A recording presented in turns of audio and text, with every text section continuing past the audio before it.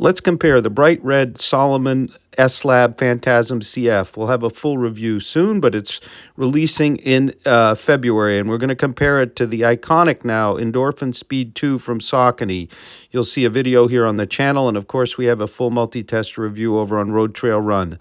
Well, the Salomon takes a little bit different approach, using a fiberglass plate that's differentially flexing called the Energy Blade, a foam that is non-supercritical. It's an EVA olefin blend, and a distinctive R-camber geometry derived from skis. Let's see how they compare. So this is a pretty obvious and important comparison to non-carbon plated shoes. The Endorphin Speed from Saucony has, I think, what's a nylon type plate, and here we have a differentially kind of flexing fiberglass plate.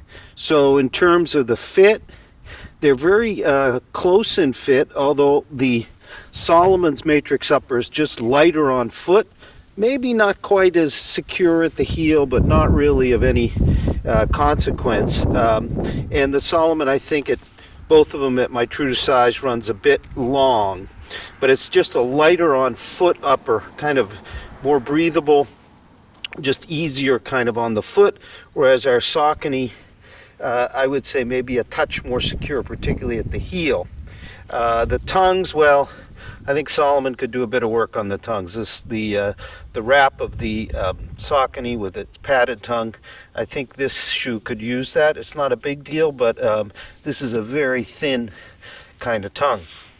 Now let's talk a little bit about some of the other differences, and after a very brief run, the ride difference. So a few stats, because this is a very close comparison here. Our Saucony Endorphin Speed 2 weighs in my 8.5, 7.97 ounces, or 225 grams.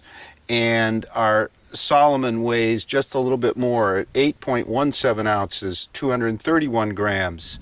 The Saucony actually has a few millimeters more of heel stack, an overall stack, a couple millimeters more or less. And thus it has a bit more cushion feel.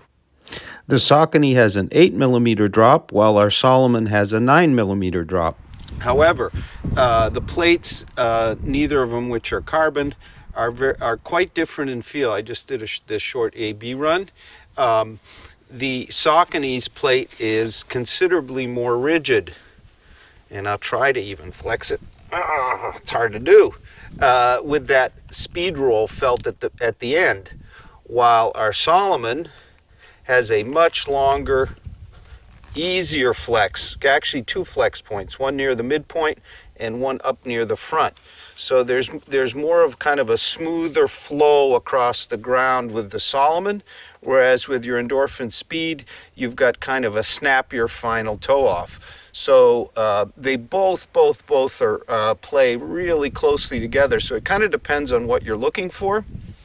If you're looking for kind of a smooth, silky across the ground ride with a bit more ground feel, but plenty of kind of rebound that's a little bit kind of less bouncy ball feel than the Saucony, then go Phantasm CF. More classic in feel, a bit easier flowing.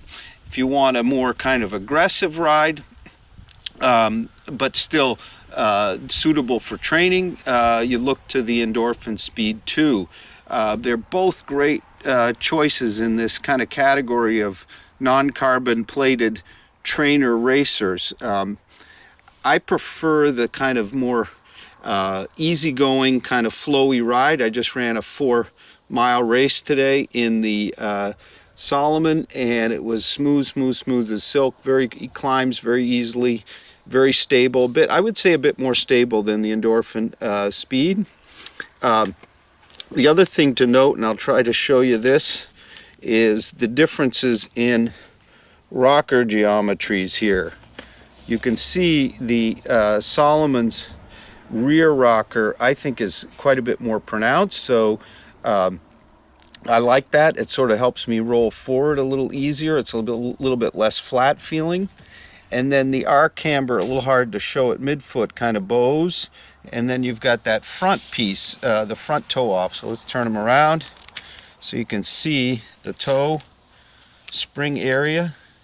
You can see that it looks like the Saucony is more pronounced really up through here, whereas over here we've got maybe it looks like a more gentle, longer arc. So that also is something you should consider. Let's also take a look at the outsoles. The Conagrip has considerably more coverage here than the Saucony, even though the Saucony ends up stiffer overall. This is really an excellent outsole. You can see it has kind of more substantial pads towards the rear. I think it's a bit more stable than the overall than the Endorphin Speed, but both have really good outsoles. Very close competitors, with the Salomon getting very close to the kind of the benchmark in this kind of shoe. It really depends on what you are looking for. In terms of the uppers, just a few more thoughts. The Sauconys with the newer heel collar is, I think, a bit more secure than the Salomon's more minimal approach, but the Salomon leaves nothing to be desired. No question, as I said before, the Salomon upper, the Matrix upper, is lighter, feels lighter on foot. Very comfortable.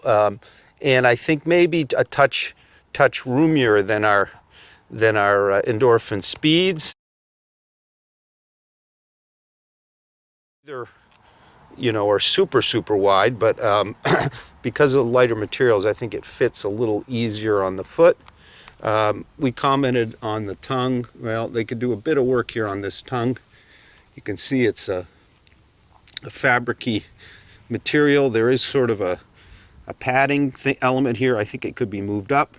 Another thing to note, there are ties here that hold the midfoot on the medial side, whereas with our Endorphin Speed, we have a much more padded tongue.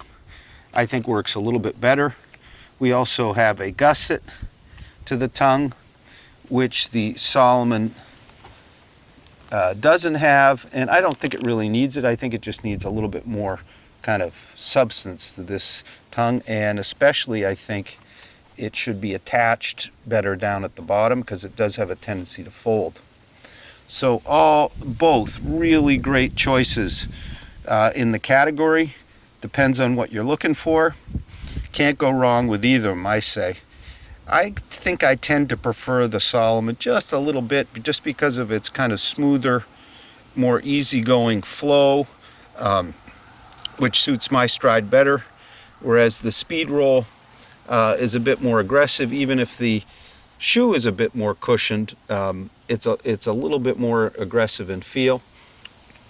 But both excellent choices. So we'll have a full video review of the Phantasm CF real soon here on the channel. And please stay tuned for our full written review, which will be over on RoadTrailRun.com. Thank you very much for watching, and have a great run.